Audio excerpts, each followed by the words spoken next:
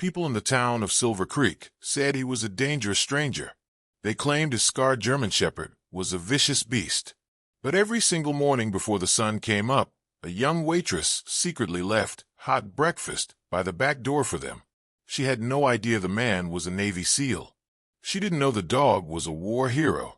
And when bad guys attacked her, that dog became her protector, and that soldier became her defender. Tell us which state or country you're watching from. If you like this story, please click subscribe to see more just like it.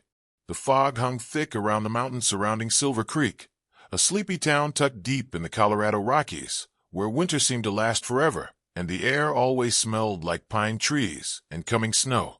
It was that gray, unclear hour before real sunrise when Edward Miller started his daily routine. His boots hit the frozen road with steady, military-exact timing that echoed through the empty streets. Edward was a man who carried the heaviness of 34 years like a weight. His body was broad and muscular, shaped by years of tough training as a Navy SEAL, though now he moved with the stiffness of someone whose injuries weren't completely physical. His dark hair was kept short and practical, and his eyes, the color of gray stone, constantly scanned everything around him, a habit he couldn't break even here in this quiet civilian place. Beside him ran Gunnar, a massive German shepherd who was more like a shadow than a dog in the dim light. Gunnar was a retired military working dog, a combat veteran in his own right, carrying a jagged scar across his side and a missing left ear that gave him a permanently rough, scary appearance. They were a pair of ghosts haunting the town's edges, watched by locals through twitching curtains, with a mixture of fear and suspicion. To the people of Silver Creek, Edward was just a dangerous stranger who had rented the old cabin at the edge of the woods, a man who spoke to nobody and whose dog looked like it could tear apart a bear. They didn't know about the medical leave, the sleepless nights, or the silence that rang louder than gunfire in Edward's ears. The run always took them down Main Street, past rows of closed shops and the single traffic light that blinked yellow in the gloom, eventually leading them past Daisy's Diner. The diner was a piece of the 1950s, chrome and neon, that hummed quietly. The smell of brewing coffee was already seeping out into the cold morning air. For the past 2 weeks, this specific part of the run had developed a strange, puzzling pattern. Every morning without fail, there would be a small, clean foam container sitting on the concrete step by the back kitchen door. And inside, always the same, 2 strips of crispy bacon and a pile of warm, fluffy scrambled eggs. No note, no name, just food. Edward had first treated it with the paranoia of his training, checking for poison, for traps. But Gunnar had sniffed it with a raw hunger that overpowered Edward's caution. The dog had eaten it that first day and looked up at Edward with eyes that briefly lost their hardened combat look. Now it was a routine. But today, Edward decided to break the pattern. He didn't just want the food. He wanted to know who was leaving it. He stopped running a block away, signaling Gunnar to stay close with a silent hand motion. The dog obeyed instantly, pressing his side against Edward's leg, his single ear twitching as he tested the wind. They moved silently into the alleyway next to the diner, blending with the shadows of the dumpster and brick wall. Waiting. The cold seeped through Edward's thermal jacket, but he didn't shiver. He simply waited, a statue carved from patience and trauma. A few minutes later, the heavy steel door of the diner creaked open, spilling a rectangle of warm, golden light onto the frost-covered pavement. A young woman stepped out, shivering slightly in the biting air. She looked about 24, her hair pulled back in a messy, practical bun that couldn't quite contain a few stray curls framing a face that was tired but definitely kind. She wore a faded blue waitress uniform, with a white apron tied around her waist, stained with the morning's coffee spills. This was Clara May, a regular at the diner, though Edward didn't know her name yet. In her hands, she held the familiar white container. She looked left, then right, her breath puffing out in white clouds, before bending down to place the food on the step. "Eat up, brave boy," she whispered to the empty air, her voice a soft melody in the harsh morning. Edward tensed, expecting Gunnar to growl. Gunnar had a deep distrust of strangers, a result of his service, where strangers usually meant threats. He had snapped at a mailman just last week. But as Clara straightened up, Gunnar didn't growl. He didn't bristle. Instead, the massive dog stepped out from the shadows of the alley before Edward could give a command. Edward's heart hammered against his ribs. His instinct to restrain the dog fought with his confusion. He watched, stunned, as Gunnar trotted right up to the young waitress. Clara gasped, taking a half-step back, her hand flying to her chest. But she didn't scream. She looked down at the imposing beast, at the missing ear, the scars, and then slowly, a smile broke across her face, warm enough to melt the frost on the ground. "It's you," she said softly, kneeling down on the dirty pavement without a second thought. "I knew you'd come early." To Edward's absolute disbelief, Gunnar, the dog who had taken down insurgents and found hidden explosives, lowered his head and nudged it gently against Clara's hand. His tail, usually held in a rigid curve, gave a slow, steady thump against the brick wall. Thump, thump, thump. It was a sound Edward hadn't heard in years. Clara buried her hands in Gunnar's thick fur, scratching him right behind his good ear, murmuring nonsense words of affection. Edward stepped out of the shadows then, his boots crunching on the gravel. Clara looked up, her eyes widening as she saw the towering figure of the man emerging from the dark. She didn't look terrified, though. She looked at Gunnar, then up at Edward, and her smile didn't fade. It just turned shy. "He's not a monster," she said, answering the town's gossip without Edward saying a word. "He's just seen a lot of bad days." Edward looked at his dog, then at the girl who had disarmed a weapon of war with a plate of eggs and a kind heart. For the first time since arriving in Silver Creek, the cold didn't feel quite so biting. The brass bell above the door of Daisy's diner jingled with cheerful urgency that felt completely out of place as Edward Miller pushed his way inside. The warmth of the inside hit him like a physical wall. The change from the biting, pine-scented frost of the alleyway to the smell of frying bacon, old coffee, and stale cigarette smoke was jarring.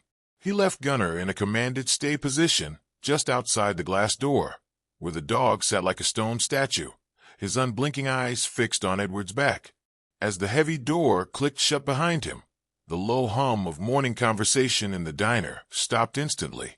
It was the classic small-town reaction to an outsider, magnified by the rumors that had come before him. Every head turned. The customers were mostly older men in flannel shirts and trucker hats, retirees who had claimed the vinyl booths as their personal kingdoms for decades.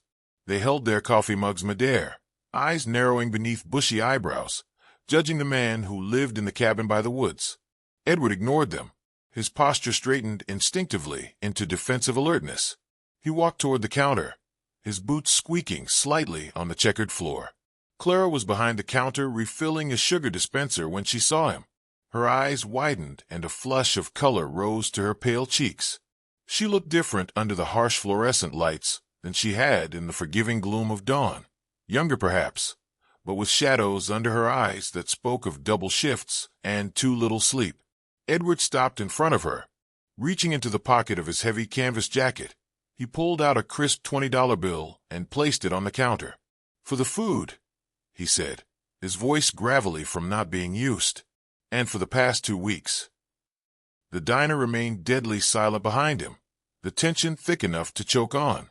Clara stared at the money, then up at him, shaking her head firmly. She pushed the bill back toward him with a fingertip. "I can't take that," she said, her voice soft but firm. "It wasn't a transaction. It was a thank you." Edward frowned, his brow furrowing. "A thank you for what? I haven't done anything."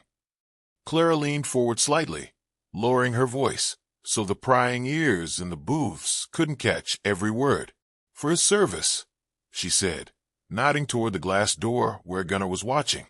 "And yours." Edward stiffened. "He's just a dog." Clara smiled, a knowing, sad smile. "No, he isn't. I saw the tattoo inside his ear. R2-1-4. My brother was a handler in the Marines. He told me they tattooed the service number in the left ear. I saw it when Gunnar let me scratch him this morning." Edward felt a jolt of genuine surprise. He had assumed she was just a soft-hearted girl feeding a stray, but she had been observing with an attention to detail that rivaled his own. She had seen the reason behind the beast. Before he could respond, the swinging doors to the kitchen burst open. A short, stout woman in her 60s marched out, wiping her hands on a stained apron. This was Mrs. Higgins, the owner of Daisy's Diner. She had a face carved from stone, deep lines etched around a mouth that looked like it rarely smiled, and her gray hair was pulled back into a severe bun, so tight it pulled at her temples. "Clara," she barked, her voice like a rusty hinge. "Table 4 needs coffee, and you're standing here chatting like we're at a tea party."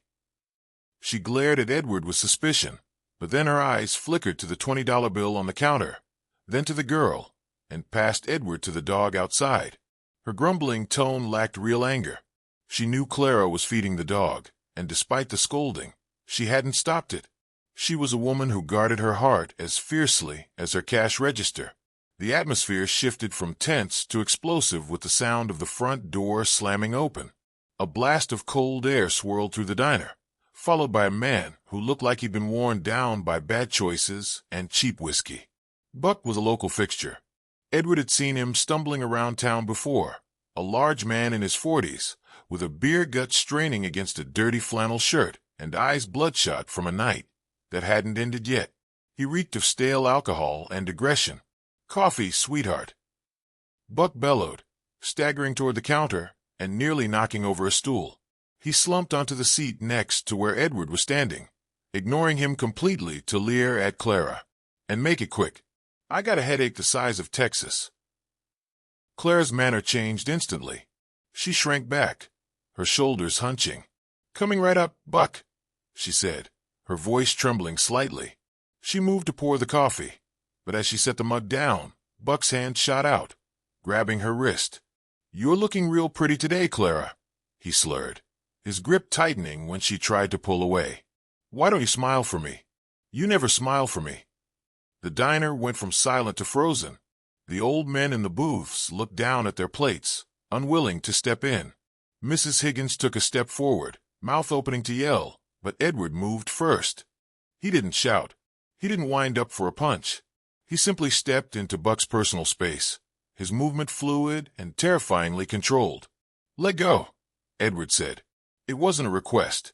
The voice was low, empty of anger, but heavy with commanding authority that vibrated in the air. Buck blinked, turning his blurry eyes to Edward. "Who the hell are you?" Buck sneered, trying to stand up to use his size to intimidate. "Get lost, hobo." He didn't let go of Clara's wrist. Instead, he squeezed harder, making her wince. Edward didn't blink. With a speed the human I struggled to track, his hand shot out. He gripped Buck's wrist, not the one holding Clara, but the other one, using it as a lever while at the same time pressing a pressure point on the arm holding the girl. In one smooth motion, Edward twisted. It was a joint lock, a standard control hold designed to stop, not permanently hurt. But the pain was immediate and blinding. Buck yelped, a high-pitched sound of shock, and his hand flew open, releasing Clara instantly. Edward forced Buck down, bending the man's arm behind his back until Buck's face was pressed against the cold counter. "I said let go," Edward repeated, his tone unchanged, as if he were discussing the weather. Buck writhed, trying to fight back, but Edward held him pinned with barely any effort, his grip like a steel trap. "You are going to sit here," Edward stated calmly, leaning close to Buck's ear. "You are going to drink your coffee in silence, and then you are going to leave. Do you understand?" Buck, sobering up rapidly under the influence of pain and fear, nodded frantically against the counter. Edward released him and stepped back, smoothing his jacket. Buck slumped in the stool, rubbing his shoulder, his face pale and eyes wide with terror. He didn't look at Clara. He didn't look at Edward. He just stared at his coffee, trembling. The silence in the diner was total. It wasn't the silence of suspicion anymore. It was the heavy, suffocating silence of awe and fear. Every customer was staring at Edward, realizing that the stranger was something far more dangerous than they had imagined. Clara rubbed her wrist, looking at Edward with wide, shocked eyes, while Mrs. Higgins stood with her mouth slightly open, a dish rag clutched in her hand. Edward placed the $20 back on the counter, turned, and walked out the door without another word, the bell jingling cheerfully behind him as he rejoined Gunner in the cold. Sleep was something Edward Miller chased, but rarely caught. The silence of the cabin on the edge of Silver Creek was often louder than the roar of a transport plane, filled with the phantom echoes of battles fought in deserts thousands of miles away. When the sleeplessness became suffocating, usually around 2 a.m., Edward needed a mission. He needed a task to keep his hands busy and quiet the static in his mind. For the past week, that mission had shifted from patrolling the border of his own property to the back alley of Daisy's diner. He couldn't accept charity. It went against every fiber of his being, against the code of self-reliance that had been drilled into him until it was part of his bones. Clara refused his money, and Mrs. Higgins, despite her gruff exterior, hadn't chased him off. So Edward decided to pay his debt in the only currency he had left: work and protection. The work began with the small problems he'd noticed during his morning runs: a loose gutter that rattled in the wind, threatening to fall on a customer; a squeaky hinge on the delivery door that sounded like a scream every time it opened; a rotted floorboard on the back porch steps. Under the cover of darkness, with only the silver moonlight reflecting off the snow-crusted ground, Edward worked. He moved with the silent efficiency of a ghost, his tools, a humble collection he'd brought with him, laid out on a cloth to prevent them from clanking against the concrete. Gunnar sat nearby, his silhouette blending with the darkness of the dumpster, ears swiveling like radar dishes to track the movement of night animals or late-night wanderers. They were a team again, operating in the shadows, but this time they were building up rather than tearing down. The relationship between the soldier, the dog, and the waitress grew in the quiet spaces between night and dawn. It wasn't spoken. It was written in small gestures. One morning, next to Gunnar's usual container of eggs, Edward found a tall, insulated thermos. A yellow sticky note was attached to it, the handwriting looping and cheerful. Black, no sugar, for the night watchman. P.S. The delivery door doesn't scream anymore. Thank you. Edward drank the coffee standing in the alley. It was hot, strong and bitter, exactly how he liked it. He didn't write a note back, but the next night he fixed the flickering floodlight that had been driving the neighbors crazy for months. The following morning, there was a dog treat shaped like a bone next to the thermos, and another note: Gunnar is the best supervisor. Stay warm.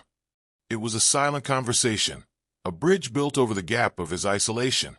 Mrs. Higgins was a harder person to win over. She never acknowledged him directly. However, on Thursday night, as Edward was tightening the bolts on a wobbly handrail, the back door opened. He froze, hand instinctively moving toward his belt, but it was just the older woman. She didn't look at him. She walked out with a trash bag, dumped it in the bin, and stood there for a moment, letting the cold air hit her face. She looked at the fixed gutter, then at the stabilized railing. Without turning her head toward the shadows where she knew he was standing, she spoke to the air. That railing has been loose since 1998. My husband meant to fix it before he passed. Never got around to it. She turned and went back inside, the lock clicking shut. The next night, when Edward arrived to work, there was a heavy red metal box sitting on the newly fixed step. It was a toolbox, old, scratched, but filled with high-quality, well-oiled tools: wrenches, screwdrivers, a heavy hammer, and a voltage tester. It was a peace offering. It was permission. With the silent approval of the owner, Edward turned his attention to the most critical vulnerability he'd identified: the security camera mounted high in the corner of the back porch. The device was old, covered in grime and rust, its wire severed years ago, likely by a storm or previous damage. To anyone else, it was junk. To Edward, it was a blind spot in the defense. He set up the ladder he found behind the shed, Gunnar pacing below to keep watch. The wind was picking up, biting through his gloves, but Edward's hands remained steady. He took apart the housing, cleaning out the bird's nest and the rust on the contacts. It was a standalone unit, the kind that didn't require a complex internet connection, which was good because the diner's Wi-Fi barely reached the kitchen. He stripped the frayed ends of the power cable, splicing them with a spare wire he'd found, sealing the connection with electrical tape to waterproof it. The internal battery was dead, but the direct power line, once reconnected to the junction box, hummed to life. The tiny red LED on the camera blinked, a single eye opening in the dark. But a live feed wasn't enough. He needed a record. Edward pulled a small, high-capacity SD card from his pocket, one he'd bought at the general store 2 towns over to avoid local questions. He slotted it into the camera's local storage port.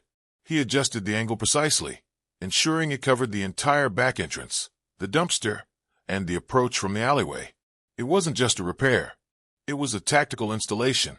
He set it to override old footage only when full, ensuring a continuous loop of evidence.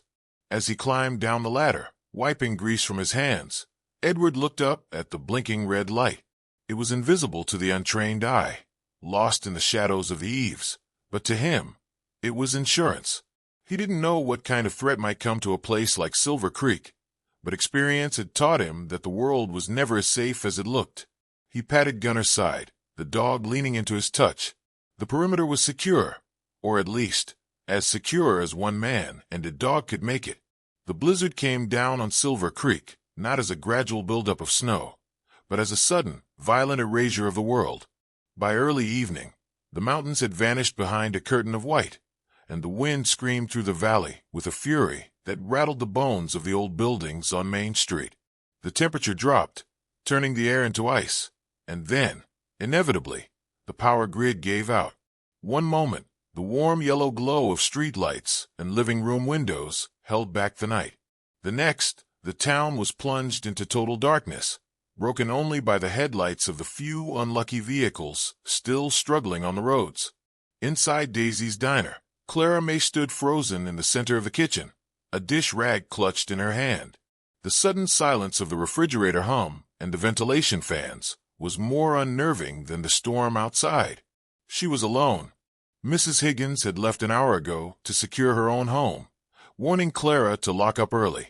Now Clara fumbled for her phone, using its pale flashlight beam to navigate the familiar maze of stainless steel tables, her heart rate spiking as the wind slammed a loose shutter against the siding like a fist demanding entry.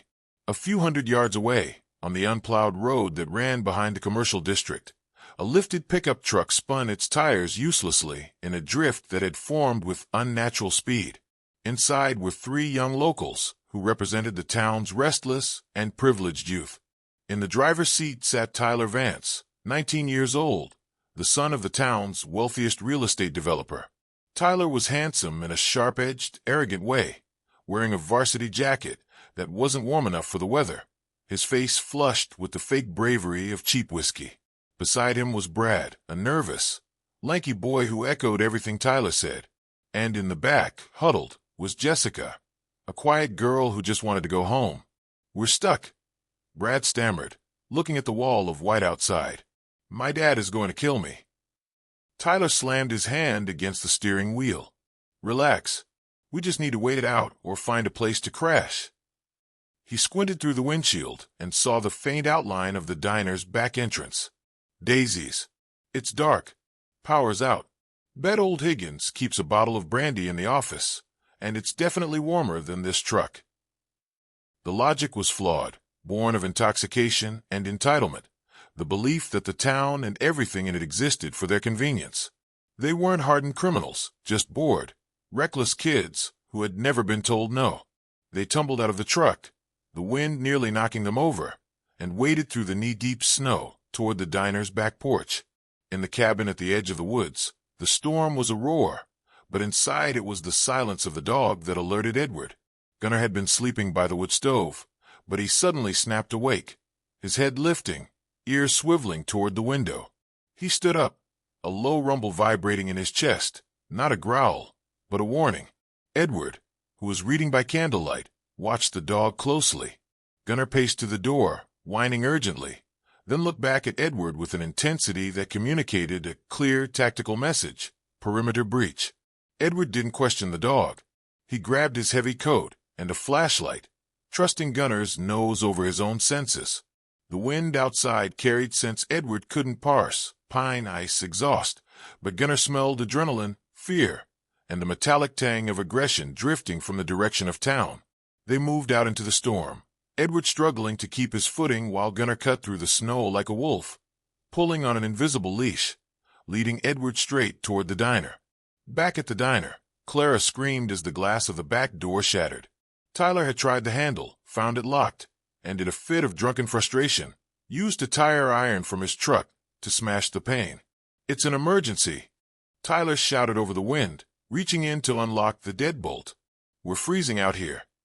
He pushed the door open, stumbling into the kitchen with Brad and Jessica right behind him.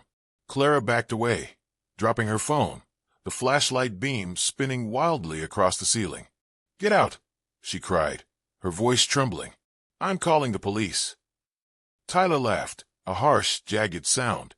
He wasn't planning to hurt her, not really. But the fear in her eyes made him feel powerful, a feeling he chased to mask his own insecurity. "Relax, Clara. We just want to warm up. Maybe a drink on the house." He stepped toward her, looming in the dark, his presence threatening in the confined space. Brad was already rummaging through the pantry, knocking cans onto the floor. "Tyler, maybe we should go," Jessica whispered, but Tyler ignored her, reaching out to grab Clara's arm to stop her from backing further away. "Don't be difficult, Clara." The back door exploded inward. It wasn't the wind. A blur of black and tan fur launched through the opening with the force of a missile. Gunnar didn't bark. He didn't waste the energy. He hit Tyler square in the chest, the impact lifting the larger boy off his feet and slamming him onto the cold tile floor. Tyler screamed, raising his arm instinctively to protect his throat. Gunnar's jaws clamped down on Tyler's forearm, a controlled, crushing bite designed to stop, not kill. The sound of the bite, a wet crunch, was audible even over the storm. Tyler shrieked in agony, the tire iron clattering across the floor. Brad scrambled backward, tripping over a crate of onions and falling hard, while Jessica screamed and pressed herself against the wall. Edward stepped through the doorway a second later, his flashlight cutting through the chaos like a blade. He saw the scene instantly. The broken glass, the terrified waitress, the intruders. "Gunner off." Edward's command was a sharp crack in the dark. The dog released Tyler instantly but stood over him, for standing up, teeth bared, a low, terrifying growl rumbling from his throat. Tyler clutched his bleeding arm, sobbing. "He bit me. He's crazy. Get him away." Edward moved to Clara first, placing himself between her and the intruders. "Are you hurt?" he asked, his voice low and steady. She shook her head, unable to speak, her hands gripping his jacket. Edward turned his beam on the three intruders. "You broke in," he stated flatly. We were just cold." Brad stammered from the floor, his face pale. "We wanted shelter, and that beast attacked us." The sound of sirens wailed in the distance, cutting through the wind. Someone, a neighbor who heard the glass break or saw the lights, had called it in. When Deputy Vance, Tyler's uncle, and Sheriff Brody kicked open the front door minutes later, flashlights blazing, the scene had changed. Tyler was being helped up by Jessica, blood dripping from his arm onto the clean floor. "Thank God," Tyler yelled, pointing a shaking, bloody finger at Edward. "Sheriff, arrest him. We came in here for help because our truck died, and that psycho sicked his wolf on us. I think he was waiting for us." The sheriff, a heavy-set man with a tired face, looked from his nephew's bleeding arm to the shattered back door, and then to Edward, who stood stoically with the massive dog at his heel. The story was already being spun. To the sheriff, it looked like three scared local kids and a violent drifter with a dangerous weapon. "Edward Miller," the sheriff said, his hand resting on his holster. "Control your animal. Step away from the girl." The storm had passed, leaving Silver Creek buried under 2 feet of pristine, blinding white snow. But the peace was fake. While the winds had died down, a different kind of storm was brewing in the coffee shops and on the cleared sidewalks of Main Street. By 8 a.m., the story of what happened at Daisy's Diner had changed, twisting from a tale of self-defense into a horror story of unprovoked aggression. Tyler Vance, sporting a dramatic sling and a face full of practiced victimhood, held court at the local general store, retelling how he and his friends had barely escaped a deranged hermit and his wolf hybrid while seeking shelter from the freezing cold. His father, Marcus Vance, a man who wore his wealth like a weapon, was already at the sheriff's station, his voice booming through the thin walls, demanding justice, immediate jail time, and the destruction of the dangerous animal that had mauled his son. Marcus was a large man, soft in the middle but hard in the eyes, usually seen in tailored wool coats that cost more than most people's cars. He regarded the town not as a community, but as an investment portfolio he managed. Sheriff Brody, looking more exhausted than usual, rubbed his temples as he listened to Marcus threaten to call the state governor if the madman wasn't behind bars by noon. The pressure was a physical weight. In a small town, the truth often mattered less than who was shouting the loudest, and Marcus Vance had the loudest voice in the valley. Edward Miller was back at the diner, not to eat, but to fix the door that had been shattered. He moved with mechanical precision, sweeping up the shards of glass that glittered like diamonds in the morning sun, his face showing nothing. Clara worked beside him, her eyes red-rimmed from lack of sleep and crying. She had tried to tell the deputy what really happened, but he had dismissed her account as hysteria or implied she was covering for her boyfriend, a suggestion that made her blood boil. Gunnar sat in the corner of the kitchen, calm and watchful, his ears pricking up at every sound from the street. The air in the diner was heavy with unspoken dread. When the sirens cut through the morning silence, they didn't sound like help. They sounded like a judgment being delivered. 2 police cars pulled up to the curb, followed by an animal control van, a white box truck with barred windows that looked disturbingly like a mobile prison. A small crowd of onlookers, fueled by the morning's gossip, gathered on the sidewalk, their murmurs turning into a collective gasp as Sheriff Brody stepped out, flanked by his deputies and a smug-looking Marcus Vance. Edward set down his broom and wiped his hands on a rag, walking slowly out to the front porch. Gunnar heeled perfectly at his left leg. He didn't look like a criminal. He looked like a guard holding his post. Sheriff Brody walked up the steps, his hand resting on his belt, not drawing his weapon but clearly ready. "Edward Miller," Brody said, his voice projecting for the benefit of the crowd. "I have a warrant for your arrest on charges of assault with a deadly weapon and reckless endangerment, and I have a court order to seize the animal known as Gunnar for quarantine and behavioral evaluation." Clara rushed out the door, her apron fluttering in the cold wind. "You can't do this," she shouted, her voice cracking. "They broke in. Gunnar protected me. Tyler is lying." Marcus Vance stepped forward, sneering. "Save it, sweetheart. My son has 40 stitches in his arm because this maniac trained a wolf to hunt people. That beast is going to be put down before it kills a child." The crowd muttered in agreement, fear overriding logic. An animal control officer, a nervous young man with a catch pole, moved toward the stairs. Gunnar let out a low, rumbling growl, the sound vibrating through the wooden porch, causing the officer to freeze. Edward placed a hand on Gunnar's head, and the growl ceased instantly. He looked at the catch pole, then at Marcus Vance, and finally locked eyes with Sheriff Brody. He didn't raise his voice. He didn't shout. He spoke with a chilling, absolute calm that cut through the noise of the crowd like a razor. "Sheriff, before you take another step, you need to understand exactly what you are doing," Edward said. "This is not a pet. This is retired military working dog Gunnar, service number R2-1-4. He is a decorated combat veteran who saved 12 Marines in Fallujah. He is considered legitimate military property on detached retired status." Edward took a step forward, his posture shifting from defensive to commanding. "If you seize him, you're responsible for his welfare. If you harm him, if you put him down without a federal hearing, you're not just dealing with a dog bite case. You will be answering to the Department of the Navy and the Uniform Code of Military Justice. I will bury this town in so much federal lawsuits you won't be able to afford a stop sign." The silence that followed was total. Marcus Vance's face turned a shade of purple, but for the first time, he looked uncertain.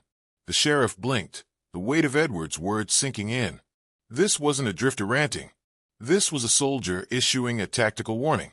"I'm following the law, Miller," Brody said, though his voice lacked its earlier confidence. The judge signed the order. The dog goes to quarantine. You go to the station. If what you say is true, you can prove it in court. But right now, you need to surrender. He gestured to the deputies. "Don't make this ugly." Edward looked down at Gunnar. The dog looked up, his amber eyes trusting, waiting for the command to attack or to stay. It was the hardest decision Edward had made since leaving the war zone. If he fought, they would shoot the dog. If he surrendered, he lost control. He took a deep breath, the cold air filling his lungs, and made his choice. "Stand down, Gunner," he whispered, his voice thick with emotion. "Stand down." He looked at the animal control officer. "No pull. He walks with me to the truck." Edward walked Gunner to the cage himself, the crowd parting as if they were radioactive. He signaled the dog to enter the crate. Gunner hesitated, whining once, a high-pitched sound of confusion that broke Clara's heart, before obeying the hand signal. The metal door clanged shut, a sound of finality. Edward turned around and held out his wrists to the sheriff.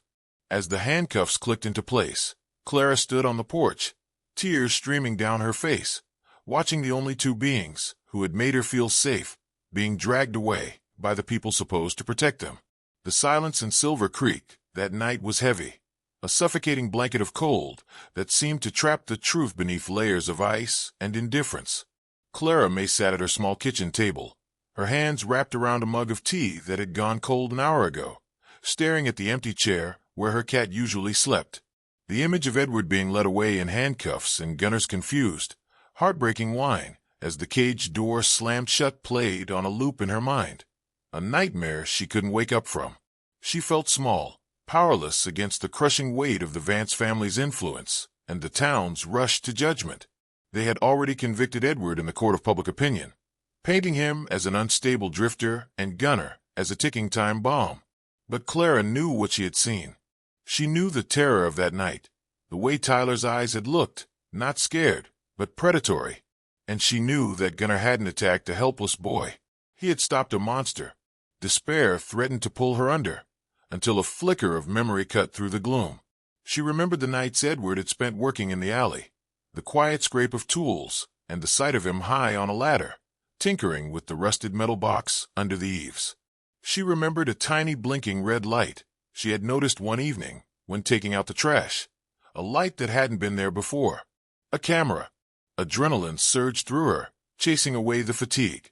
If Edward had fixed that camera, if it had been recording, it would have captured everything. The break-in, the threats, the truth. But the town's power grid was still patchy at best, flickering on and off, and the internet lines were down under the weight of heavy snow. There was no way to check a cloud feed, even if she had the password. She needed the physical storage, the memory card inside the device itself. Without a second thought, she grabbed her coat and pulled on her boots, grabbing a flashlight. The trip to the diner was dangerous. The streets were slick sheets of black ice hidden under fresh powder. The wind bit at her exposed face, but she pushed forward, driven by a desperate need to fix the mess that her helplessness had allowed to happen. When she reached Daisy's diner, the building stood dark and silent, a ghost ship in the snow. She circled to the back alley, the scene of the crime still marked off with yellow police tape that fluttered sadly in the breeze. She ducked under it, her flashlight beam dancing over the shattered glass that still littered the porch. The camera was there, high up in the corner, a dark shape against the peeling white paint. It was too high to reach. Clara dragged the heavy aluminum ladder from the shed, her boots slipping on the icy concrete. The metal was freezing, biting into her gloves as she wrestled it into position against the wall. The ground was uneven, covered in frozen slush, and the ladder wobbled dangerously as she set the feet. She looked up. It was a long way down, and the wind was picking up again, threatening to knock her off balance. She took a breath, gripped the rungs, and began to climb. Every step was a battle against gravity and fear. The ladder groaned under her weight, shifting slightly on the ice. Halfway up, a gust of wind slammed into her, and she gasped, hugging the ladder tight, her heart hammering against her ribs. "Don't look down, Clara," she whispered to herself. "Just get the card." She reached the top, her fingers trembling as she fumbled with the casing of the camera. It was stiff with cold, the screws frozen in place. She used a dime from her pocket as a makeshift screwdriver, chipping away at the ice, panic rising in her throat as the ladder slipped an inch to the right. Suddenly, a beam of light cut through the darkness below, blinding her. "You're going to break your neck, girl," a voice croaked from the ground. Clara froze, terrified she'd been caught by Deputy Vance or someone worse. She looked down, shielding her eyes, standing at the base of a ladder, wearing a thick wool coat over her nightgown and heavy rain boots. was Mrs. Higgins. The older woman didn't look angry. She looked tired, her face etched with the same worry that was eating Clara alive. Mrs. Higgins didn't yell. She didn't order Clara down. Instead, she stepped forward, planting her sturdy boots firmly in the snow, and gripped the base of the ladder with both gloved hands. "Well," Mrs. Higgins barked, her breath puffing in the air. "Don't just hang there like a frozen bat. Get the damn thing before the wind blows us both over. I've got you." Tears pricked Clara's eyes, but she nodded, turning back to the camera. With Mrs. Higgins anchoring the ladder, the wobbling stopped. Clara managed to pry the casing open. There, nestled in the slot, was a small black SD card. It looked insignificant, a tiny piece of plastic, but it held 2 lives in its circuits. She popped it out, clutched it tightly in her gloved hand, and scrambled down the ladder as fast as she dared. Once on solid ground, Clara collapsed against the brick wall, shaking from the adrenaline rush. Mrs. Higgins released the ladder and looked at the girl, her expression softening. "You think he recorded it?" she asked gruffly. "He records everything," Clara said, holding up the card. "He's a soldier." Mrs. Higgins nodded. "My office. The generator is running in the back room. Let's see what those little monsters really did." They went inside, locking the door behind them. The office was cramped, smelling of old receipts and peppermint. Mrs. Higgins fired up her ancient desktop computer, the fan whirring loudly in the quiet room. Clara inserted the card into the reader, her hand hovering over the mouse. She clicked a file dated the previous night.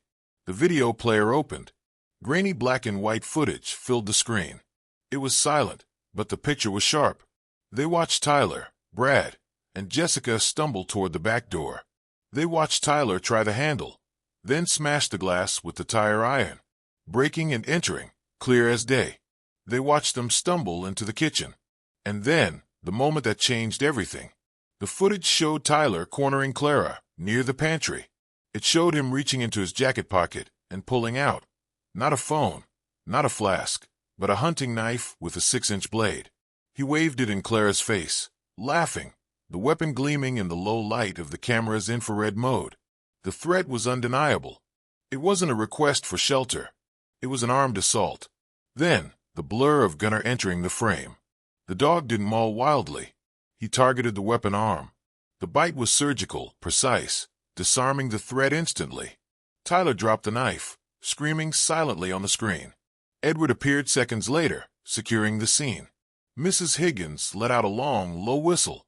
"That boy didn't just break in," she muttered, her eyes hard as stone. "He tried to assault you with a deadly weapon. And that dog saved your life." Clara sobbed, a mix of relief and horror washing over her. They had the proof. They had the knife. And come morning, the town of Silver Creek was going to have a reckoning. The Silver Creek Town Hall was a building that smelled of floor wax and old paperwork, a place where zoning disputes and budget committees usually sucked the oxygen out of the room. But tonight, the air was electric with a mob mentality that felt less like a civic gathering and more like a witch hunt. Every seat was filled, and people lined the back walls, their faces flushed with righteous anger, stoked by Marcus Vance. At the front of the room, behind a long oak table, sat the town council, looking uncomfortable under the glare of their constituents. To the side, sitting on a metal folding chair with his hands cuffed in front of him, was Edward Miller. He sat with a stillness that was unnerving to those watching him, his back straight, his eyes fixed on a point on the far wall, ignoring the whispers and the hostile stares. He looked less like a prisoner and more like a statue carved from stone, enduring the storm without flinching. Marcus Vance stood at the podium, his voice booming as he gestured wildly toward Edward. "We cannot allow this threat to remain in our community." Marcus bellowed, sweating under the lights. "My son is in the hospital because this man brought a weapon of war into our town, a dangerous, untrained animal that mauled a boy seeking shelter. We need to sign this order of expulsion immediately and ensure that animal is destroyed before it kills again." The crowd murmured their agreement, a low, ugly sound of fear masquerading as justice. Just as the mayor reached for the gavel to bring the motion to a vote, the double doors at the back of the hall banged open. The sound was like a gunshot, silencing the room instantly. Clara May stood there, breathless, her hair wind-blown and her coat wet with snow. Beside her stood Mrs. Higgins, clutching a laptop like a shield. "Stop!" Clara shouted, her voice trembling but loud enough to reach the ceiling. "You're lying. All of you are lying." Marcus Vance scoffed, leaning into the microphone. "Someone get this hysterical girl out of here. This is official business." But Clara didn't retreat. She marched down the center aisle, her boots thudding on the hardwood floor, ignoring the hands that reached out to stop her. "I have proof," she said, locking eyes with the mayor. "We have the security footage from the diner. Edward didn't attack anyone. Gunnar didn't attack anyone. They saved my life."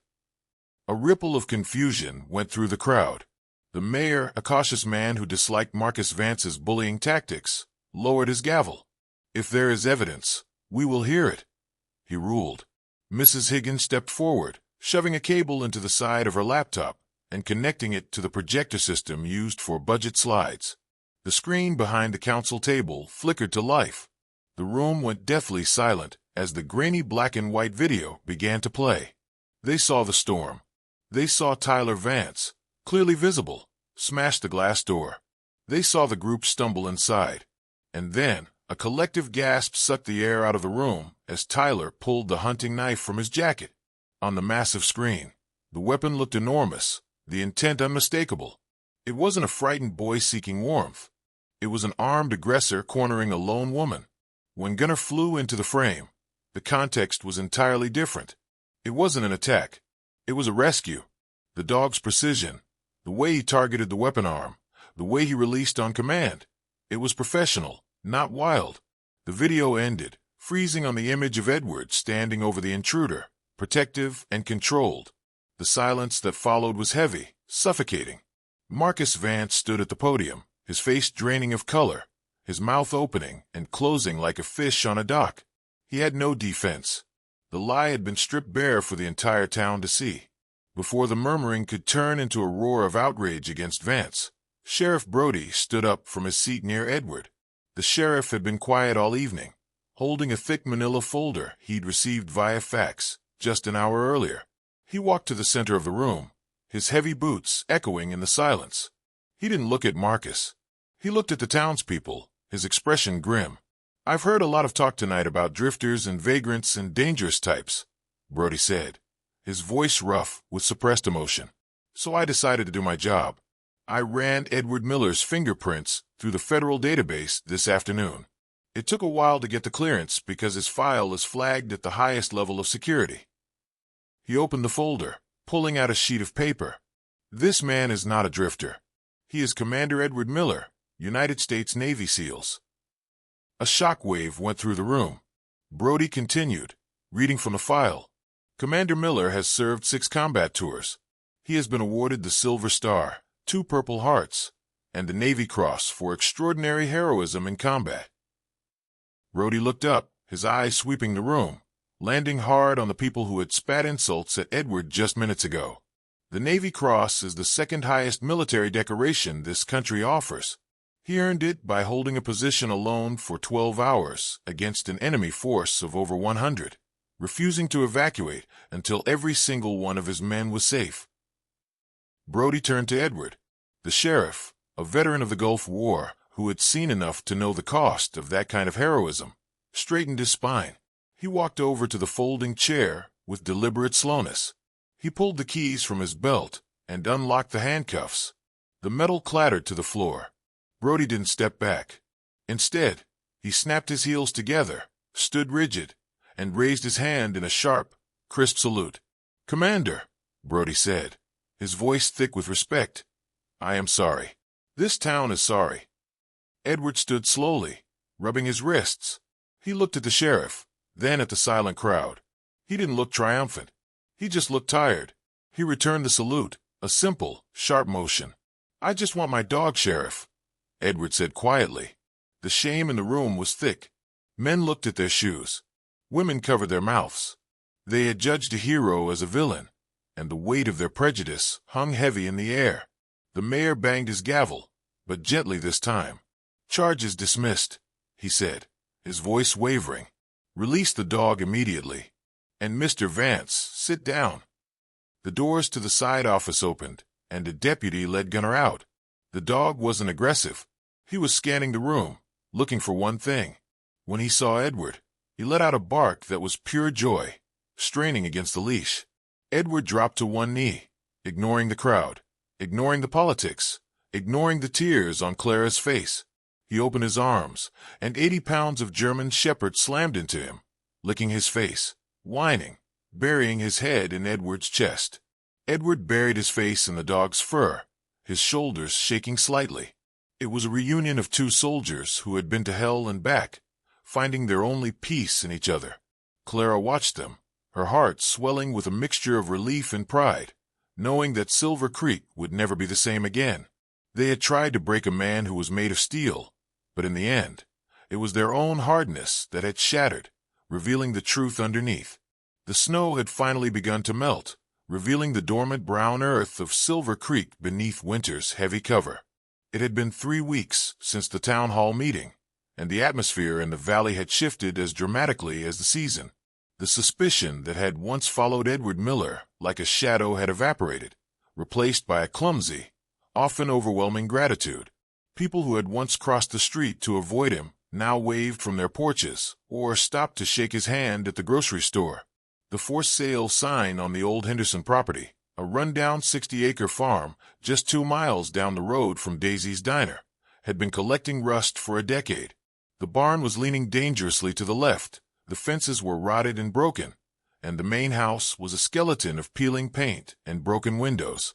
To anyone else, it was a money pit. To Edward, it looked like a second chance. He stood by the gate, the deed in his jacket pocket, looking out over the overgrown fields. He hadn't planned on staying. The original plan had been to drift, to keep moving until the noise in his head quieted down. But as he looked down at Gunner, who was happily sniffing a patch of thawing mud, Edward realized the noise had stopped. It wasn't the silence of emptiness anymore. It was the quiet of peace. He wasn't running. For the first time in years, he was digging in. The renovation of the Henderson farm became a community project, though Edward never asked for help. It started with Mrs. Higgins showing up one morning with a truckload of lumber and her 2 nephews, burly men who knew how to frame a roof. "Can't have a Navy commander living in a drafty house," she grunted, handing him a hammer.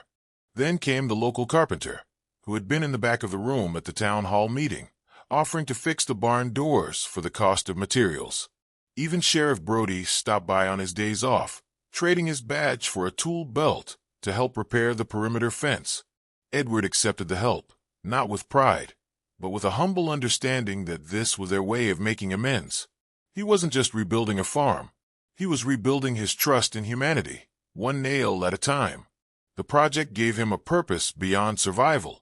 He envisioned the farm not just as a home, but as a sanctuary. He knew there were others like him, men and women who had come back from war with their bodies intact, but their souls frayed. Warriors who didn't fit into the neatly square holes of civilian life. He had the space. He had the experience. And he had the ultimate therapy tool, dogs. By late spring, the K-9 and Warrior Reintegration Center opened its gates. It wasn't a clinical facility with white walls and fluorescent lights. It was a place of dirt, sweat, and wood smoke. The first group of veterans arrived in May, a mix of Army Rangers, Marines, and regular infantry, all carrying the invisible backpacks of trauma. They were wary at first, their eyes scanning the perimeter just as Edwards had. But then they met Gunner. The big German shepherd became the unofficial mascot and lead therapist of the center. He seemed to sense instinctively who was having a bad day, pressing his heavy head against a trembling knee, or simply sitting silently beside a man staring into the middle distance. Edward taught them how to train dogs, how to channel their hypervigilance into focus, how to communicate without shouting. He taught them that a dog didn't care about their rank or their nightmares. A dog only cared about the present moment. Watching a former sniper smile for the first time in months while playing fetch with a rescue Labrador, Edward felt a knot in his chest loosen that he hadn't even realized was there. Clara May became the heartbeat of the operation. She kept her job at the diner during the week, but every weekend, her small car would crunch up the gravel driveway. She wasn't military, but she possessed a different kind of strength, a relentless, cheerful resilience that softened the hard edges of the farm. She took over the office, organizing the chaos of paperwork, coordinating with veteran charities, and managing the schedules. She brought color to the place, planting wildflowers along the fence line and hanging curtains in the main house. She became the bridge between the warriors and the world they had fought for. One Saturday afternoon, she found Edward in the barn, sanding down an old workbench. He stopped when he saw her, wiping sawdust from his forehead. "You don't have to spend your weekends here," he said, though the thought of her not being there made the barn feel empty. Clara picked up a piece of sandpaper. "I know," she said simply, "but Gunnar misses me. And besides, someone has to make sure you actually eat lunch." She smiled, and it was the same smile that had greeted a scary dog in a dark alley months ago, full of unreserved kindness. Edward looked at her, really looked at her, and realized that she had saved him just as much as Gunnar had. The peak of their journey didn't come with a bang or a ceremony, but in a quiet moment that felt like a blessing. It was early autumn, and the air had that crisp, nostalgic bite that signaled the return of winter. Edward woke before dawn, a habit he would never break, but this time he didn't wake up reaching for a weapon. He brewed a pot of coffee, the rich smell filling the renovated kitchen of the farmhouse. He poured 2 mugs and walked out onto the wide wraparound porch he'd finished last week. Gunnar padded after him, his nails clicking softly on the new wood, and settled down on a rug near the rocking chairs. The sky was a canvas of deep blue fading into violet and gold as the sun began to crest over the jagged peaks of the Rockies. The snow had dusted the mountaintops overnight, painting them in brilliant white against the morning sky. The screen door creaked, and Clara stepped out, wrapped in a thick knitted blanket, holding her own mug. She didn't say anything. She just came to stand beside him, leaning against the railing. They watched the light spill into the valley, illuminating the training fields, the repaired barn, and the smoke rising from the chimney of the guest bunkhouse, where 3 veterans were sleeping soundly. It was a kingdom of broken things that had been mended strong. Edward took a sip of coffee, the warmth spreading through his chest. He looked at Gunnar, sleeping peacefully with his belly exposed, a sign of total safety. He looked at Clara, her face bathed in the golden light of the sunrise, her eyes calm and happy. He looked at the town of Silver Creek in the distance, no longer a hostile territory, but a community he was part of. The isolation that had defined his existence for so long was gone, replaced by a sense of belonging that was terrifying and wonderful all at once. "It's a good morning," Clara whispered, her voice husky with sleep. Edward reached out and covered her hand on the railing with his own. His hand was rough, scarred, and calloused. Hers was smaller, softer, but steady. "Yeah," Edward replied, his voice thick with emotion. "It is." He took a deep breath of the cold, clean air. "I used to think I left my home overseas," he said, his gaze turning to the mountains. "But I think I was just waiting to build this one." Gunnar let out a contented sigh in his sleep, his tail giving a single lazy thump against the floorboards. The soldier, the girl, and the dog stood together in the quiet light of a new day. Home at last. If this story touched your heart, please share it with a friend or family member who needs a reminder of hope today. Please hit the like button and subscribe to our channel for more stories that uplift the spirit and feed the soul. May God bless you with the courage of a warrior and the gentleness of a friend. May He watch over you, protect your home, and guide you to be a light in the darkness for others. If you believe in the power of kindness and God's amazing grace, please type Amen in the comments below. Thank you for watching, and stay blessed.